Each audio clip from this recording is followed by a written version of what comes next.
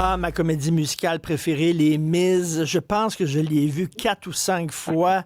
J'adore Les Hmm. Miz, surtout la chanson des Thénardier. Tu sais, les Thénardier, c'est des Ouais. gérants d'un hôtel minable. Alors, c'est des gens qui servent de la soupe avec des crottes de souris, de la viande avariée. Ils volent leurs clients. Ils font de la saucisse avec du foie de chat et des reins de cheval. Il y a des gens qui disent que ça peut ressembler à Trump parce que Trump est allé à la première des Miz au Voilà. Lincoln Center. Écoute, j'espérais ne pas te froisser en disant que vous partagiez au moins, d'après ce qu'il dit, une passion commune. Il Ben adore Les oui. Misérables, a-t-il dit. Donc, comme quoi, hein, ça s'agit de voir large parfois pour se rapprocher. Écoute, on a un court extrait de l'arrivée dans la Ah, salle de Donald OK. Trump pour Les Misérables. Donc, on regarde ça.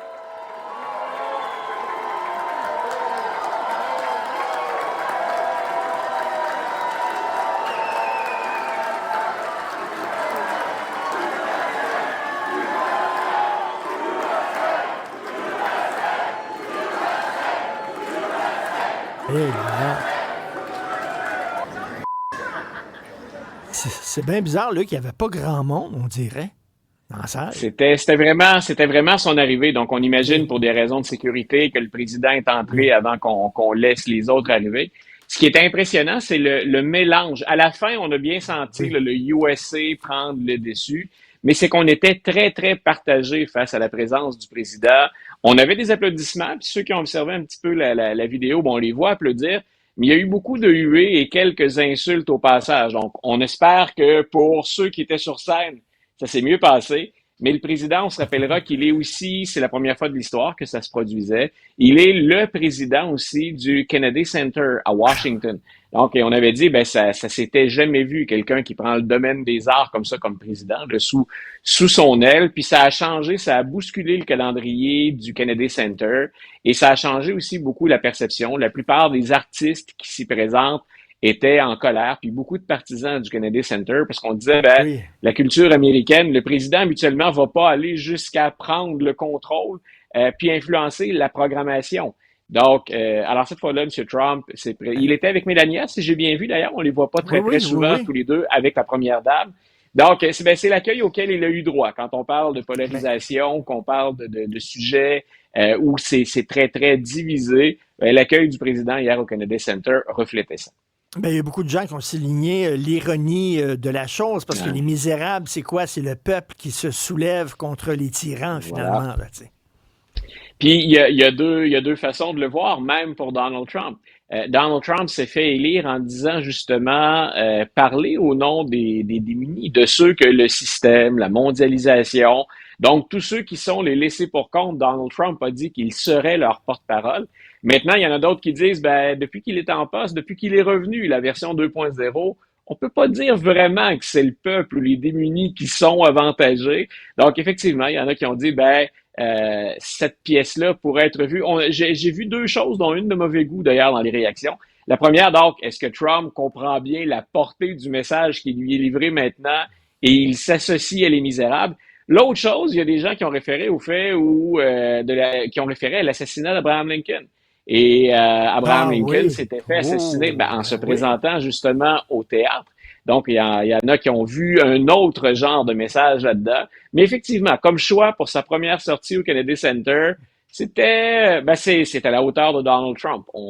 Tu vois, on en parle tous les deux aujourd'hui. Donc, quelque Oui. part dans l'univers Trump, c'est réussi. On couvre encore une autre facette de son implication, de ses penchants cette fois-ci pour l'art. La chanson dont je te parlais, le titre, c'est Master of the House. Ben, Trump, il était le Master of the Ouais, House du Lincoln Center et de la voilà. Maison-Blanche en même temps. Écoute, justement, il va célébrer son 79e anniversaire, Trump. Il n'est pas jeune, hein? Non, non, puis écoute, je célèbre mon 60e cet été, mais je n'ai pas pensé, mais je suis pas président non plus, j'ai pas pensé à faire défiler la GRC à la maison ou au chalet, donc je ne savais pas trop comment souligner ça. Je voulais que ça reste, je voulais que ça reste discret. On parle beaucoup de l'anniversaire de Donald Trump cette année parce que, bien entendu, on souligne la même journée le 250e anniversaire de l'armée américaine. Donc, c'est né l'armée. On oublie que quand le pays naît, là, on n'a pas vraiment de structure militaire. C'est une milice puis une armée un peu improvisée qu'on forme sur le tas. Donc, ce qu'on appelle l'armée américaine a 250 ans cette année. C'est le 79e anniversaire de Donald Trump. Et c'est la référence que je faisais à mon propre anniversaire. Lui, il fait ça en grande. Donc, il dit non, écoutez, c'est pas vraiment pour moi. Hein, on va faire passer le drapeau et les États-Unis avant moi. Mais donc, il y a cette fameuse parade militaire qui va coûter plus d'une centaine de millions de dollars. Donc, il y a un changement culturel qui est très, très important en faisant défiler comme ça des chars d'assaut, du matériel militaire dans Mais les attends, rues de c'est Washington. le Ouais, genre d'affaires qu'on voit en Corée du Nord, Christy. ben voilà. Voyons. Voilà, quand on parle de dérive autoritaire, c'est l'expression que j'utilise encore pour décrire ce qui se passe à Washington ces temps-ci ou aux États-Unis. C'est un message très, très, très fort qu'on envoie. Puis le président, ben, il est tout sauf naïf, Donald Trump. Faire ça le jour de son anniversaire, on va voir les images très fortes. Effectivement, ça fait pays avec lesquels habituellement on n'aime pas frayer ou communiquer. On va voir le président et la parade militaire, donc en même temps, Oui. c'est son anniversaire. L'association, elle est très, très, très claire. Et l'autre chose, ben, on n'est pas tous les deux seuls de notre côté de la frontière, ni du côté de la frontière américaine, à trouver que ça fait peut-être un peu en Molière te dirait too much. Donc, on n'est pas les deux seuls à trouver que c'est un brin exagéré parce que la plupart des républicains ont déjà confirmé qu'ils n'assisteraient pas à la parade. On va avoir des gens comme Marjorie Taylor Greene, donc la représentante qui est très, très pro-Trump, là, qui porte fièrement l'étiquette que tout le monde connaît maintenant de MAGA. Mais les autres ont décidé de s'abstenir. Donc, on pense qu'effectivement, c'est un mauvais message, que c'est de mauvais goût et on ne sera pas présent pour la majorité des élus du Congrès et du Sénat. Fred? Oui, les gens se réjouissent sur Internet parce que suite à l'annonce de cette parade, il y a The Times qui dit qu'il y aura peut-être des orages et la parade sera peut-être cancellée à cause des orages.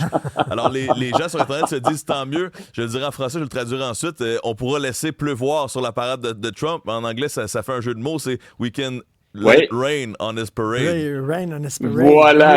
Oui. Donc, habile récupération du jeu de mots. Moi, j'allais plutôt dans le sens de, ben écoute, déjà, j'étais là quand il a été assermenté la première fois. Déjà, il a eu la sermentation à laquelle ont participé le plus grand nombre d'Américains. Hein? Donc, il n'était que 800 000, mais lui disait qu'il battait les 2 millions d'Obama. Donc, moi, je m'attendais plutôt à une guerre de chiffres. Combien vont-ils être pour sa parade qui souligne, bien sûr, son anniversaire? Mine de rien, tu mettais l'accent sur son âge. Ça revient dans l'actualité aussi, son âge, parce qu'il a trébuché en montant les... Ben c'est oui. aussi ridicule dans ma tête que quand on suivait Joe Biden pour les mêmes raisons.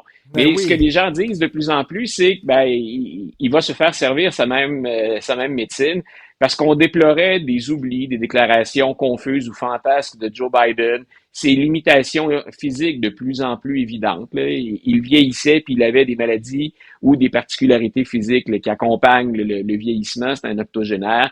Donc, de plus en plus, ça revient aussi quand on parle de Ben, Donald Trump. Et connaissant le personnage, ça doit doit avoir ça sous la peau un petit peu. Ça doit le ah, titiller. tu comprends pas. Quand Joe Biden s'enfarge, c'est parce qu'il est sénile. Quand Donald Trump s'enfarge, parce qu'il va trop vite. Il va trop vite, il est trop Voilà, il y a pressé, c'est pour ça. surdose d'énergie. Exactement. Merci, Luc. À la main. Salut. Bonne fin de journée, bye.